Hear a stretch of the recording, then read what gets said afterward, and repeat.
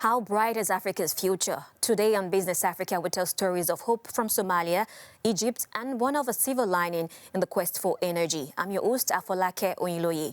Coming up,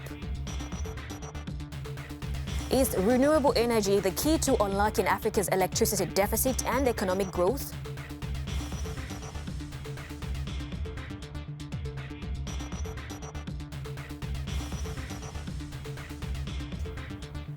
Egypt renovates ancient Siwa fortress in a bid to attract eco-tourists and restore cultural history.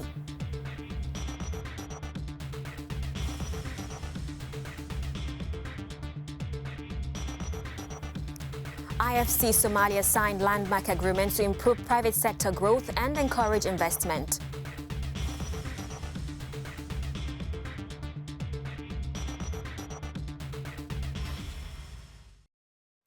Africa is by all accounts on a growth trajectory. So many resources, so many potential. Africa needs a lot of energy to power this growth. Could renewable energy be the wind that Africa's wings need, considering how it has struggled in the past to meet its energy needs? Let's have a look at this report. The International Energy Agency has said 90% of all new electricity capacity in 2020 could be renewable energy. While the United States and China are expected to increase their wind and solar capacity by 30% this year, Africa still lags behind. Efforts to power Africa's homes and industries have been stalled by financial and time constraints. Consequently, the continent has an energy deficit. More than half of 1 billion people without access to electricity in the world are in Africa. Renewable energy offers a ray of hope for Africa. The continent has more than 40% of the world's solar power resources, 12% of global hydropower capacity, considerable wind and geothermal resources. Next year, the agency hopes to see a 10% increase in renewable power capacity additions. The European Union and India could lead this, it said.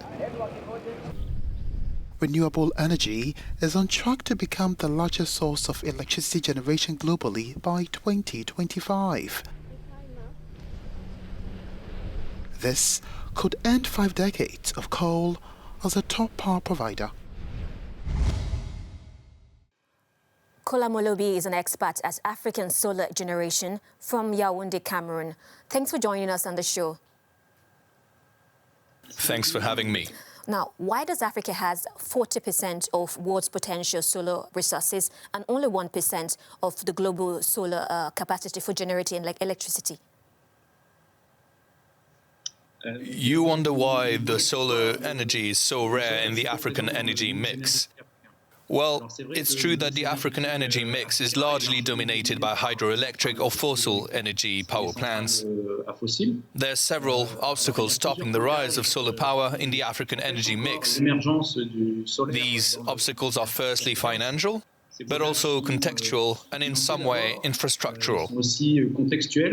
The financial obstacle is mostly linked to the fact that investments in solar power plants will be much bigger for the same amount of energy produced than a gas-fueled power plant. Also, the context, the climate of business in Africa can be unstable, which doesn't give investors enough visibility for them to engage in solar power.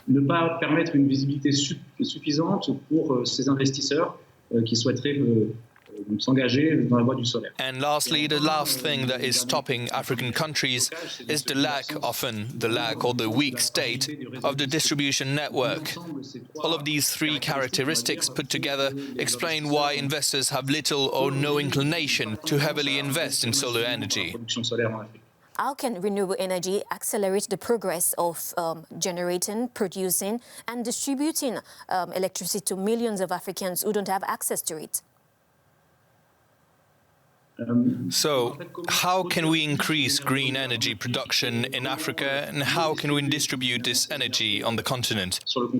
Well, I believe there is 2 ways to make this happen. First, we will have to overcome these obstacles we discussed earlier and allow for a bigger solar or hydroelectric production on the continent by allowing investments in these large power plants that will be injecting electricity into the networks.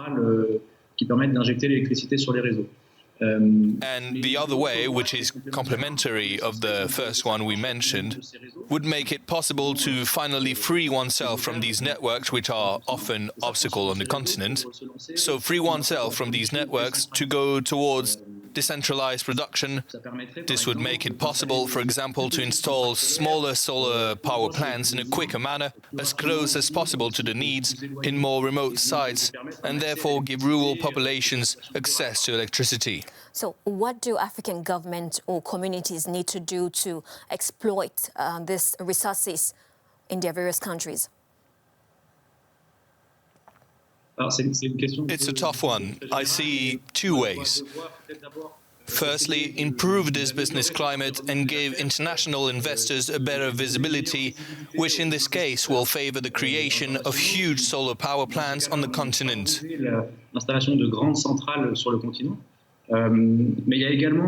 But there's also a second way, which goes with the first one, and in which we must believe, that is decentralized energy production. This would favor a multitude of smaller projects rather than a few big, highly mediatized projects. According to the context in each country, one way or another would be preferred. Morocco and South Africa, who both have a more stable business context, a better visibility and networks that are in a better state, they have decided to go with bigger solar plants. But the context can be different in other countries, especially in sub-Saharan Africa. And in that case, one might go with a decentralized solar or hydroelectric production.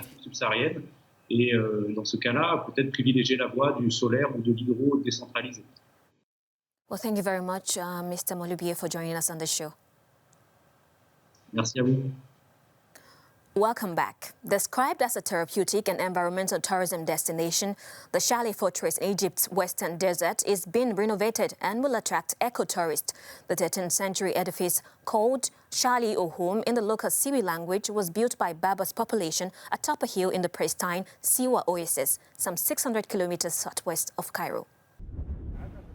The Shali Fortress, tucked away in Egypt's western desert. The 13th century edifice, whose name translates to home in the local Siwi language, was built by Berber populations atop a hill in the pristine Siwa Oasis. The fortress once protected inhabitants against the invasions of wandering tribes and has been newly renovated in the hopes of attracting eco-tourists. We are celebrating today the completion of the complete restoration of the fortress, all the enclosure walls, the houses and the streets, with the old and the primitive techniques called karshif. It's 800 years fortress with the city inside and the streets. We started this project a few years ago with the EQI company. It's a private company and funded mainly by the EU. This stage costed around 600,000 euros. Far from Egypt's bustling urban communities, the geographic and cultural isolation of the Siwa Oasis offers a rare eco-friendly getaway, dotted by thick palm groves, fresh water springs, and salt lakes. The region's tourism model contrasts with Egypt's mass approach in other areas, such as its Red Sea resorts in the east and Aswan in the south. The material that the fortress is made of is a mixture of clay and salt.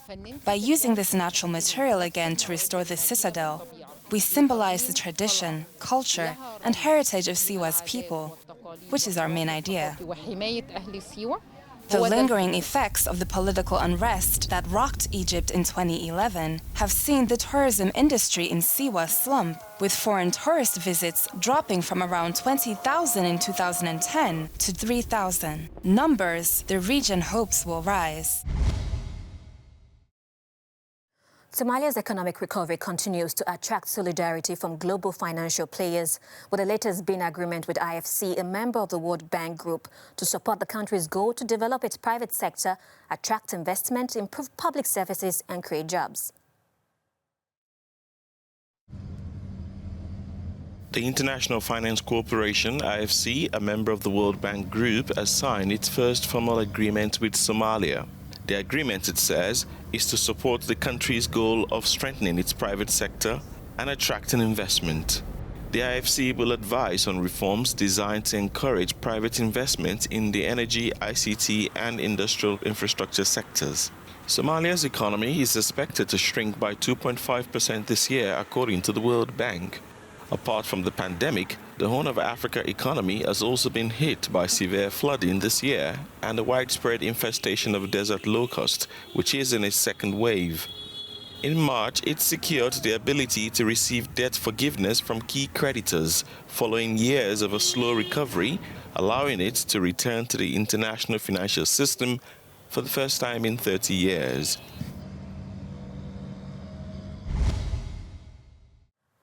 That's Business Africa for you this week. We hope the story on Somalia and the Shali Desert can give hope to all businesses whose fortunes have been devastated by the coronavirus pandemic.